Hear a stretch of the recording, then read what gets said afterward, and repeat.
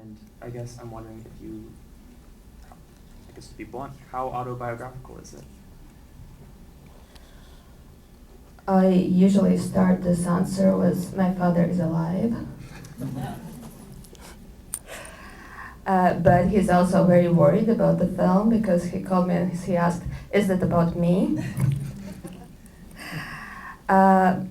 It has a lot of things, but same as with my previous film, I somehow would like to think of my works a bit more like my generation, especially my generation women's stories.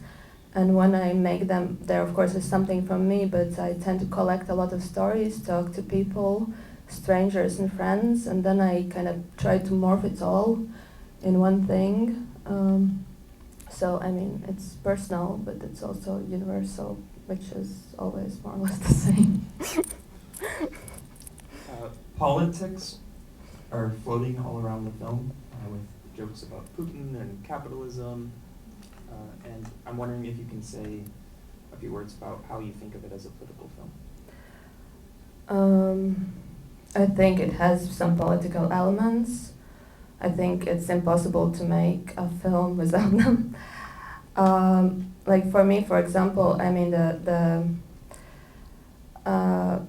funny thing, we shot quite. In my mind, for her age to make sense, for the Putin jokes to make sense and so on. In my head, it happened like circa 2022 when I was writing it, but time passed as it does. And at one point, but it's in my head it's 22 more or less. And for example, they were wearing the masks, the COVID masks, and we couldn't quite figure it out because the script was already written full of them, and then I kind of removed them a bit, so I thought, okay, now it's a bit chill. But I mean, I had this time period in my mind, even if the story itself isn't that political. I think it tackles a lot this post-Soviet trauma, so it had to somehow reflect also in present, but I don't know, I think that's political, not too much, I mean, that's regarding politics, usually people suggest not to speak about politics, religion and COVID, so you don't get in the fight.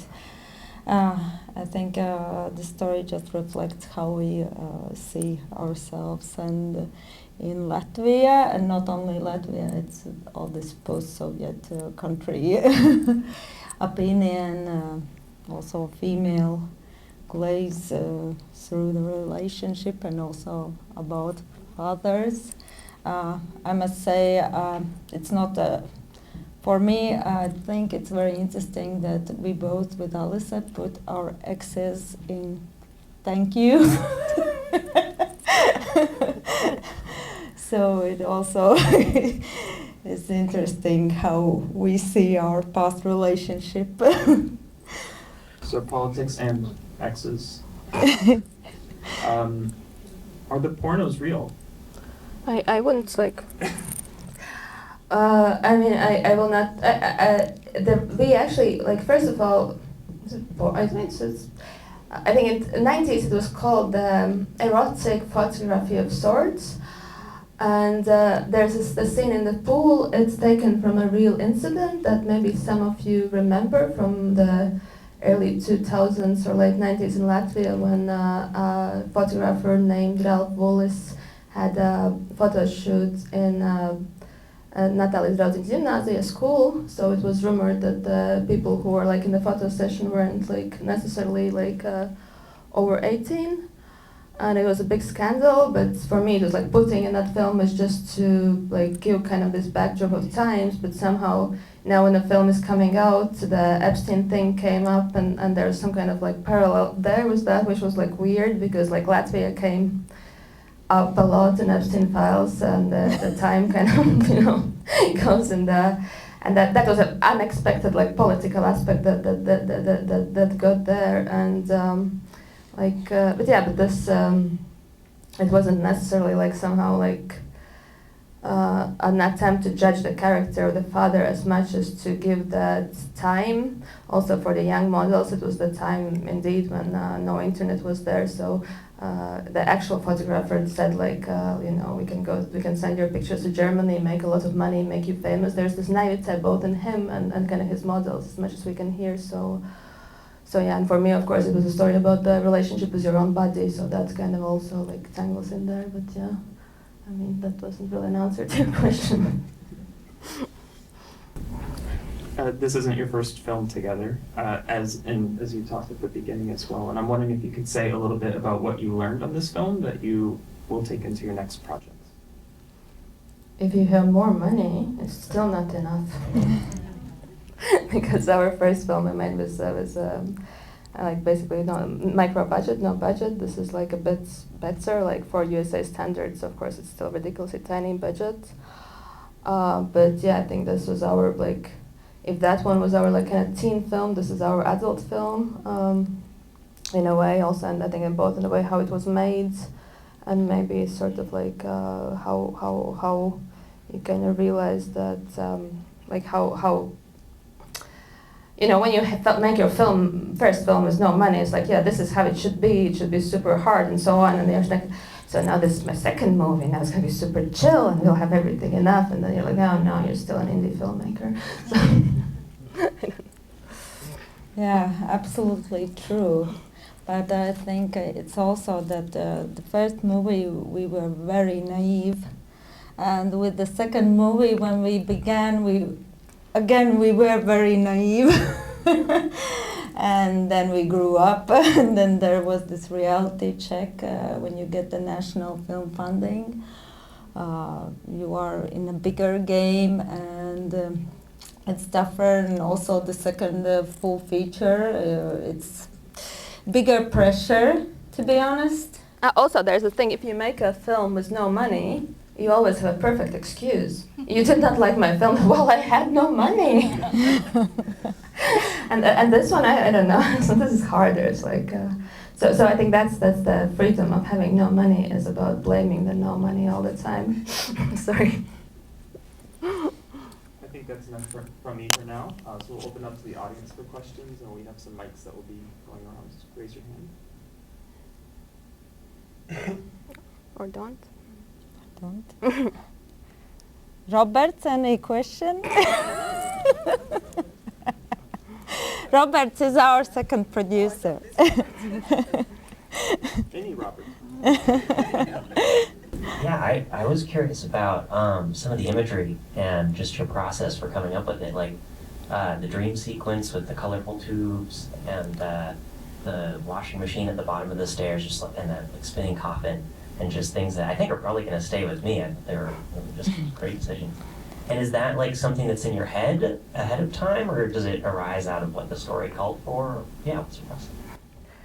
The Jesus thing I saw in a dream, and I thought, oh my God, that would be so lame. I had something in my dream I liked, I'm gonna put it in my film. And I did, but like the cross scene. But the rest, like we talked a lot with my DOP, who's about this kind of like female gaze and how to like get this subjective feeling. So we decided to go to for the dream sequences a bit and memory, and it's like a very strange territory where to go, because you kind of know that it's like the huge risk of it being sentimental and like flashback, fade out thing. And so we worked a lot about trying to get this kind of like maybe a bit like that's more fragmented, like maybe how more we remember or imagine things.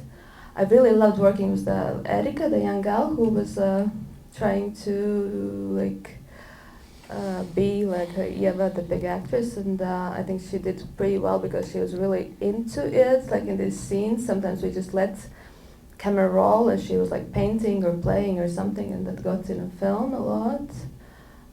So more like for me, it was like for memories, it was important for me to get this maybe carelessness. I mean, when your father isn't the greatest father in the world, but when you're 5, it's still your hero, right? And it's not like the bleak childhood memory. I think very few of us have like this constant bleakness. It's more like this sunshine, just in a weird angle, maybe.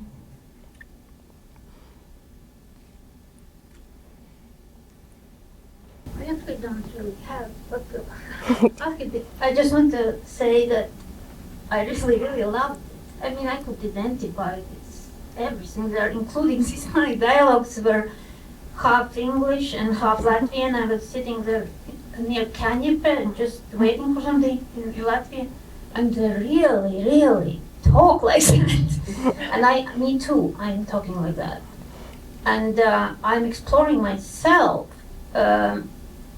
about my daddy issues, mommy issues, and death issues in both languages like that. Now 3 languages, both Soviet and Latvian and English, because I'm exploring myself here in America. Anyways, I just want to say it's marvelous. Really, I mean, I'm basically reflecting a lot now, so I don't have much questions, but scenarios, the dialogues, I just kind of trying to imagine how that was coming about. I usually so much regret that I don't have talent to remember what those people at Canopy, actually how exactly what they said.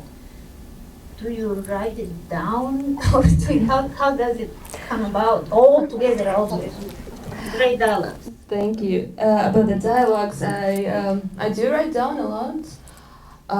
For the young scene, that was funny because I wrote it down and then I kind of made a dialogue out of it, and then I gave it to the young actors and like, we don't talk like that, we do not talk like that, and actually I had to take away like 1/3 of English for them to be comfortable saying that, but they were all from real life, so they kind of like wanted me to tone down the real life. That actually happens a lot, I think, in film. But I do like the hospital dialogues are mostly real or related to real situations, and talked a lot with like people whose relatives have been in ICU. Miss, this is not a hotel, or stuff like that. Like that's from like real conversations, or the other hello. You have to start with hello or good day. That happened to me. I mean, I think that's. I remember standing there and thinking, I hate you, lady, but also thank you. I'm writing this down right now.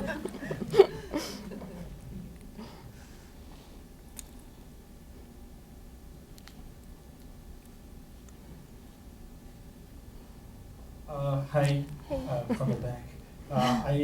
We talked, it feels like a lot with some of the other films so far about music, and I feel like there was a lot of music, not just in the actual score, but also the t-shirts that the boyfriend's wearing, and I thought that was an interesting choice, and I think it ties into some of the broader kind of setting of the film. I'm curious if that's a personal thing for you, or just generally your experience in Latvia, and if you could talk about that.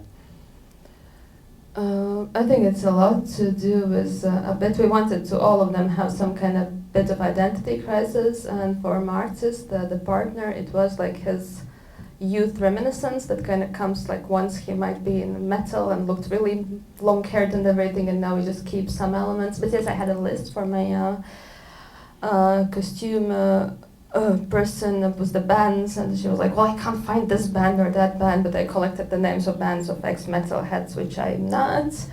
But yeah, I think that also in the nearby the film we made before, we also tried to put in a lot of indie Latin music, because I think it's not like maybe used enough, and just to create that atmosphere, and also cheaper than more expensive music than indie. Indie groups are kind of easy to talk with, but we also like them a lot. And yeah, I think I don't know like how it's if you don't speak Latvian, how does it work? But for me, it's like part of my like language and identity to showcase a bit that. You have something to add? Yeah, I do. I do.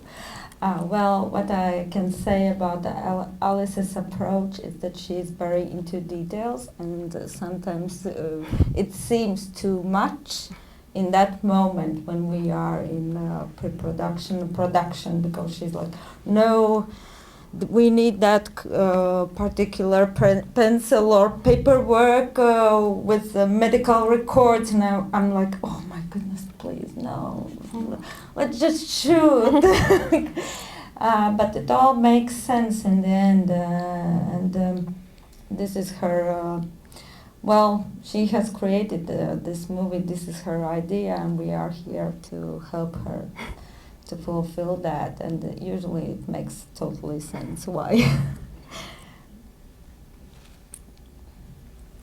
Well, I wanted real medical records.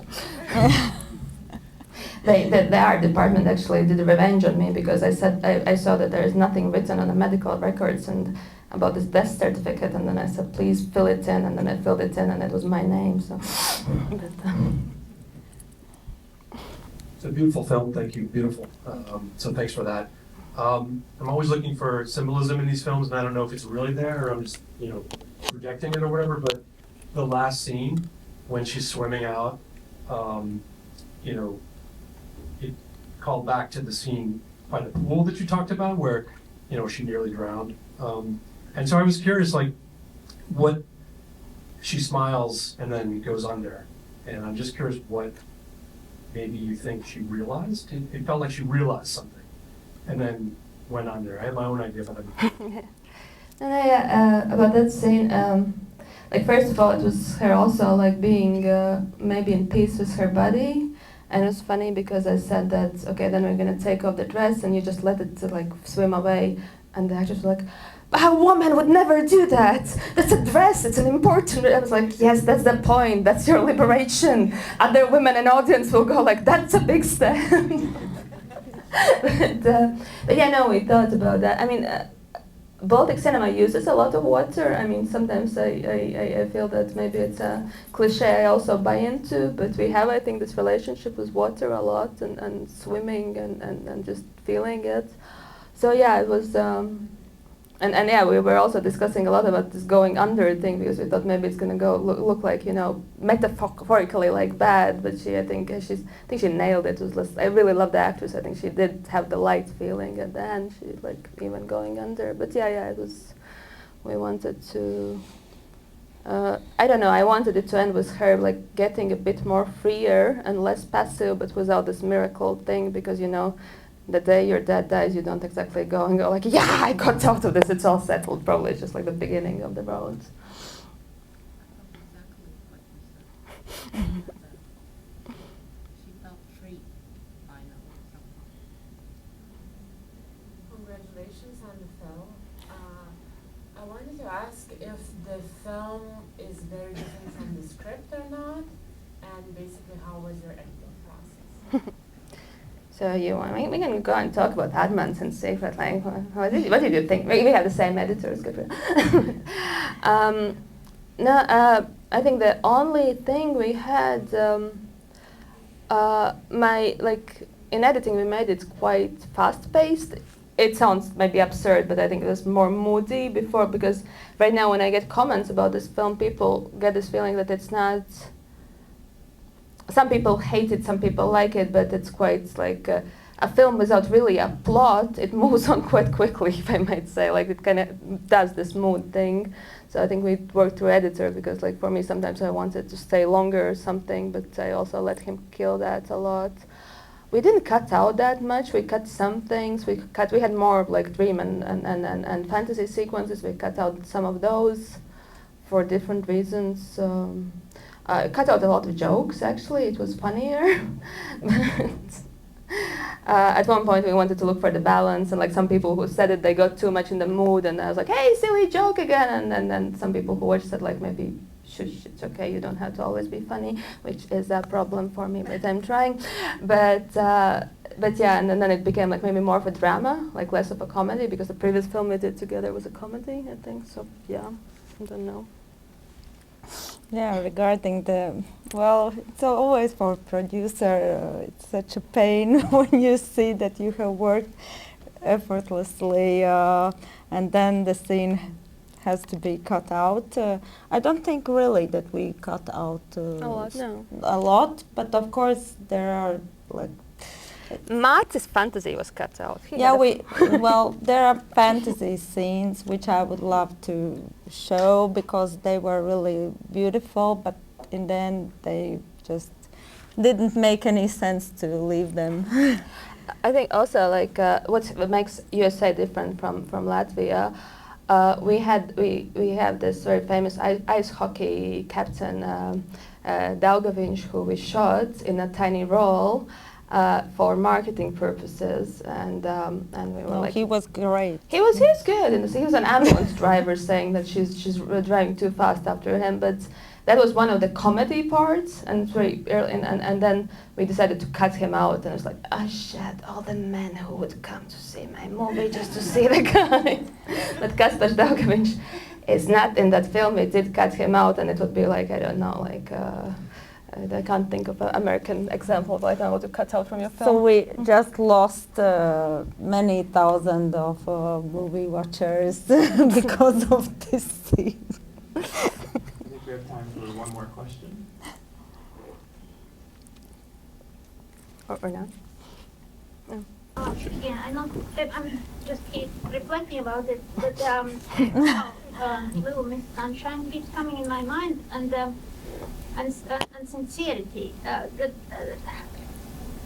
Basically, why I really think it's a beautiful film, because the main character, she portrayed sincerity and reflection, how reflect the world around her reflected towards her sincerity, and that it's really I believe her sincerity, and it reminds me a little bit of Little Miss Sunshine film, because, and I think actually the joking was exactly in a great balance, because it was beautiful, sad, and funny at the same time. And Little Miss Sunshine, there was death too, and the balance was the sincerity. I don't know.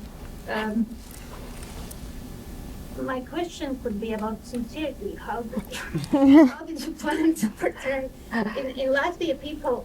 In my experience, from post-Soviet times, and now with all the incoming politics and cynicism and capitalist cynicism, there is barely anybody capable to go around as being barraged with all the complaining, cynical world, and yet to so patiently, literally patiently, reflect it back to such sincerity.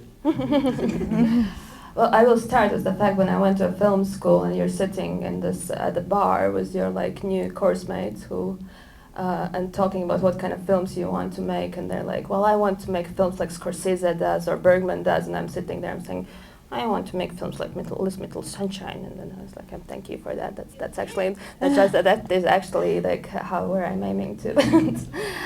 But I think that like we worked. I like working with actors, and I don't like really fooling them into something.